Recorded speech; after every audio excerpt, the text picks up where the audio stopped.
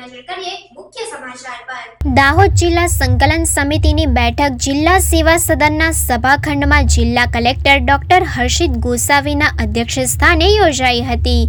આ બેઠકમાં જિલ્લાના ધારાસભ્યો દ્વારા માર્ગ અને મકાન વિભાગ, સ્ટેટ હસ્તકના રોડની સમસ્યાઓના પ્રશ્નો, વહીવટી તંત્રની કામગીરીમાં પડતી સમસ્યાઓ સહિતના અનેક પ્રશ્નો રજૂ કરવામાં આવ્યા હતા। આ તમામ પ્રશ્નો અંગે સંબંધિત વિભાગના ઉપસ્થિત અધિકારીઓ સાથે જિલ્લા કલેક્ટર ડોક્ટર હર્ષિત ગોસાવી દ્વારા સમસ્યાઓનું તાત્કાલિક નિરાકરણ કરવા સૂચના આપવામાં આવી હતી।